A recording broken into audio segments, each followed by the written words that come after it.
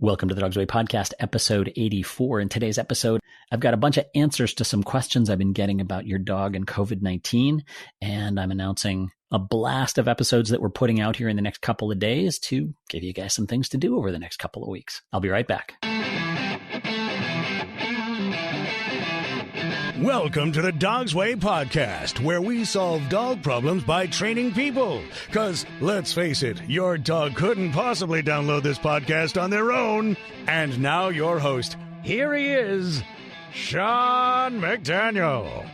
Thank you, John Melly, for that introduction, and welcome to the Dog's Way Podcast, episode 84. This is a special episode of the Dog's Way Podcast, and we've kind of changed things up here a little bit. This is...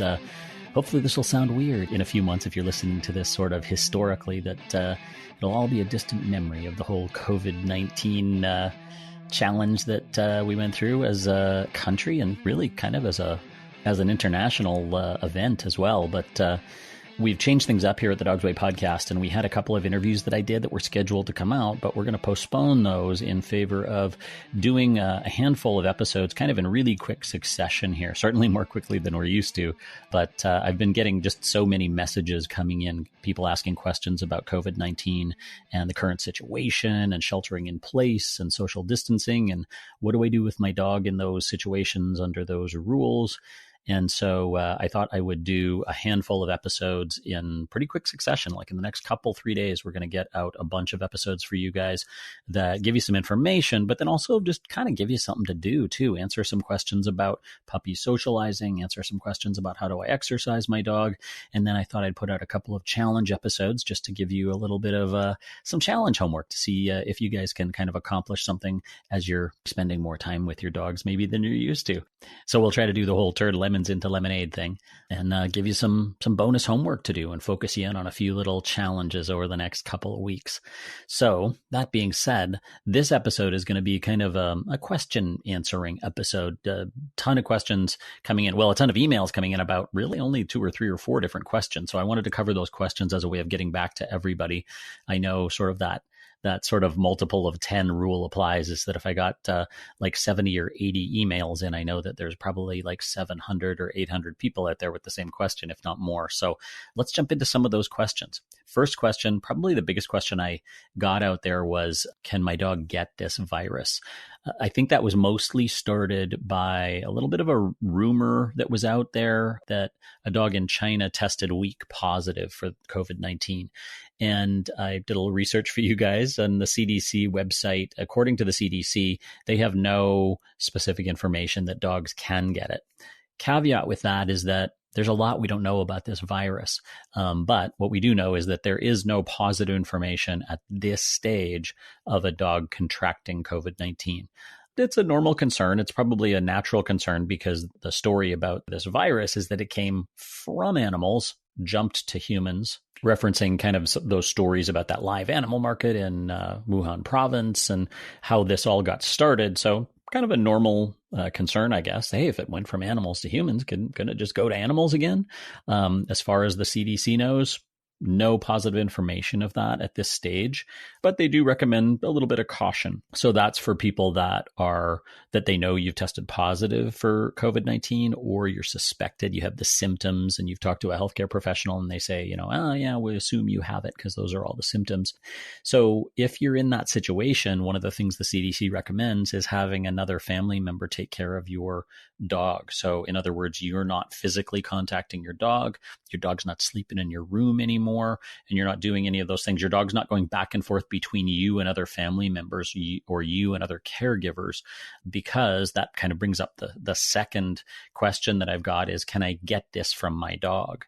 And so relative to what I was talking about earlier, according to the CDC, a dog can't be sickened by this, and they believe that a dog can't be a carrier of it. That is, have the virus sort of maintain a residence inside your dog and then pass it on to you.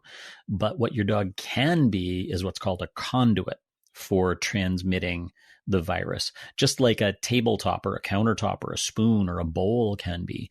What they think right now is that this virus is kind of virulent enough that it can exist outside a host for some short period of time, 10, 15, 20, 30 minutes on a table or a countertop or a chair or a bowl or a spoon or a straw or something like that.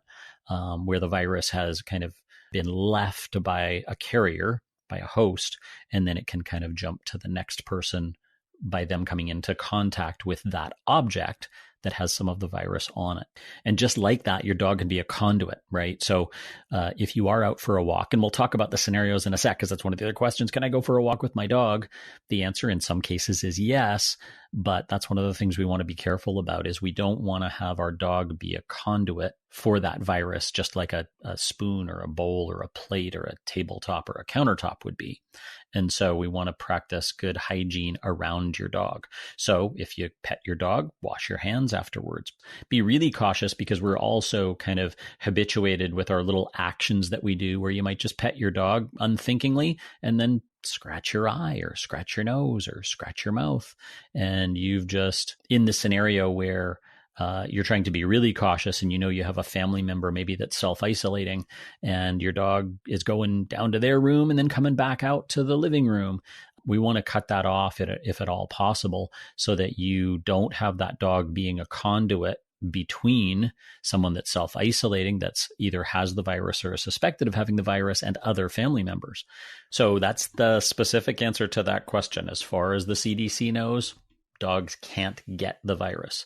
However, dogs can be a conduit for the virus, just like inanimate objects can be. So practice good hygiene around your dog. If you pet your dog, wash your hands right away. So you don't have to worry about the whole touching your face thing right after you've pet your dog.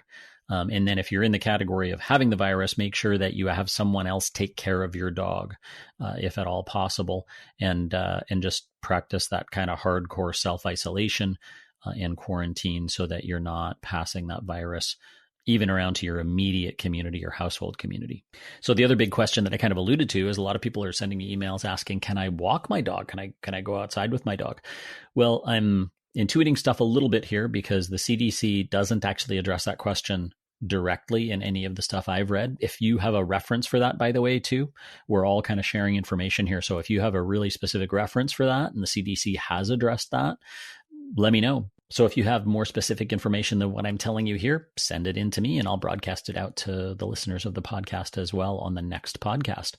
So the other big question I'm getting is, can you go for a walk? So extrapolating a little bit, the advice from the CDC about when you're practicing sheltering at home and social distancing is they recommend that you go out for a walk, go out for a run, go out for a bike ride to get exercise, be out in the fresh air. That added exercise will kind of de-stress you a bit from watching all this kind of semi-potentially scary news that's happening and a lot of stress that people are kind of under right now, a little bit of increase in anxiety with all of the strange new rules that keep coming down every day.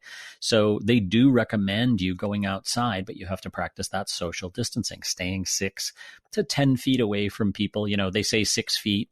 I would overshoot that just a little bit by a foot or two if it's at all possible. So let's say 6 to 10 feet away from other people and their dogs. Take your dog for a walk. There's just a couple of things I would give you as kind of a caveat with that is you want to practice that hygiene that I was talking about before. Try to avoid petting your dog. Try to avoid giving your dog treats, because when you give your dog treats out on a walk, guess what happens? Your dog slobbers all over your hand and you don't really have a way to clean your hands off unless you're walking around with a bottle of hand sanitizer, in which case you're using a lot more hand sanitizer than you need to. So walking with your dog, using kind of verbal markers and verbal praise as kind of your positive side of coaching and training. That's a really good way to do that while you're really minimizing physical contact with your dog. And then avoid some of those areas where people may have touched stuff with their hands, like railings, chairs, tables that are still out, you know, some of those permanent park benches or things like that, that someone may have sat down on, put their hands down on, and then your dog goes up and kind of sniffs it, puts their nose right up on it, and they can contact a surface that potentially had been contacted by someone with the virus just a few minutes before. So try to avoid those areas with your dog. Try to avoid petting your dog while you're out in public on a walk like that. And then try to avoid giving your dog treats, because you're going to have physical contact with saliva from your dog's mouth if you hand your dog a treat. Now, when I say you can go for a walk with your dog, this is for people that are otherwise healthy, you don't have any symptoms, you're not suspected of having the virus, and you haven't tested positive for the virus. You're not doing self-isolation or quarantine. You're just doing that sheltering in place.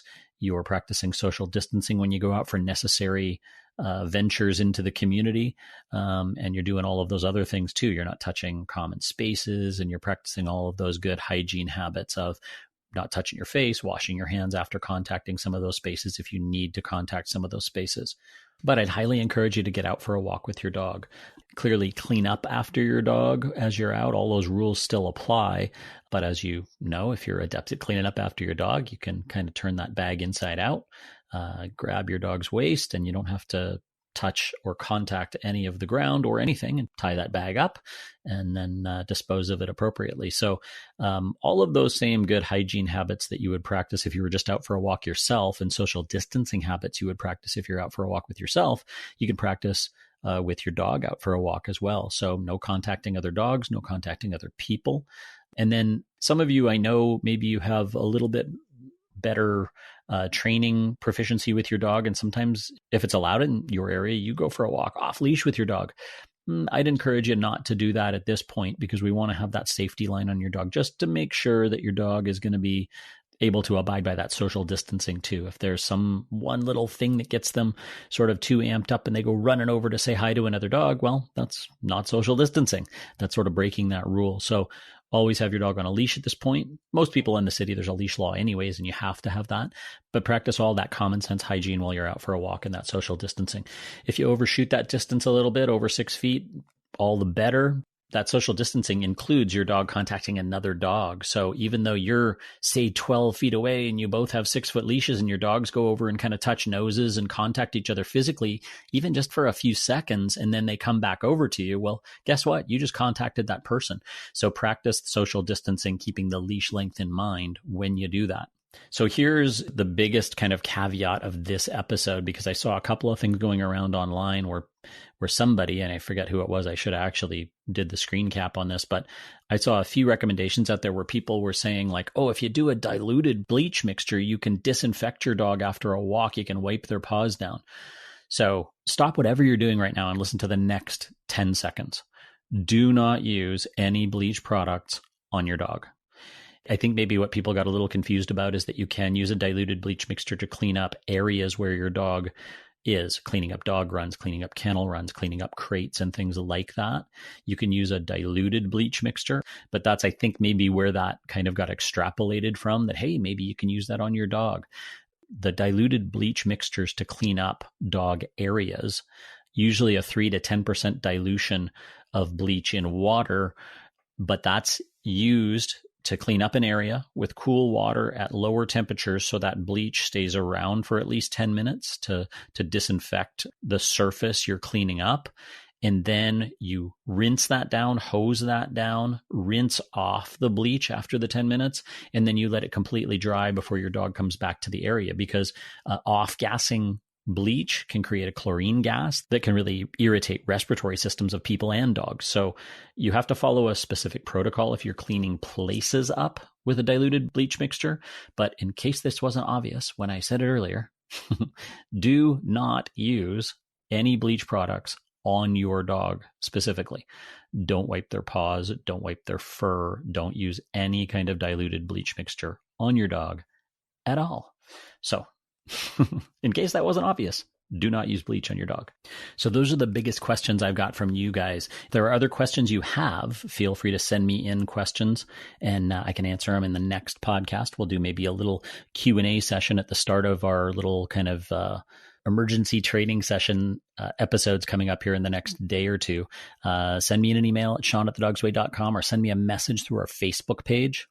And beyond that, just kind of getting some synergy going there too. If you have specific information, a specific reference from a veterinarian, from a veterinary association, or from the CDC, if you've dug into the CDC stuff, there's so much information out there. It's hard to sort of narrow down all of the information right now. If you have other resources that you want me to kind of broadcast out, feel free to get those resources to me and we'll send it out in the next podcast as well. But like I said, we're going to be kind of consolidating these a little bit. These are probably going to be 20, 25-minute sessions where I'm going to give you some specific stuff. In this case, information. In the case of our episode going out tomorrow, we'll give you some exercise tips. In our third emergency session, we're going to give you some puppy socialization tips and homework. And then I've got another couple of episodes with some specific obedience challenges to work with your dog as well. So there we go. That's our questions answered for our first installment of our COVID-19 emergency broadcasts. Hopefully that helps with you guys. And beyond that, I hope you guys are all staying mentally and physically healthy out there. A lot of times for many of us, we're not in physical danger from this virus, but it is kind of a mental and psychological challenge of changing up our normal routines and habits. Maybe we'll go on the Nietzschean philosophy that what doesn't kill us makes us stronger. And so hopefully your resilience is getting developed and getting a good resiliency workout there. I have a feeling that we're really rising to this challenge well, and I think we'll all be stronger for it on the other side of this. So here's hoping you guys, your family, and your dogs are staying healthy and active out there, staying positive, and looks like I'll talk to you guys tomorrow too. So until I talk to you in podcast 85, stay safe and healthy out there with your dogs. I'll talk to you next time.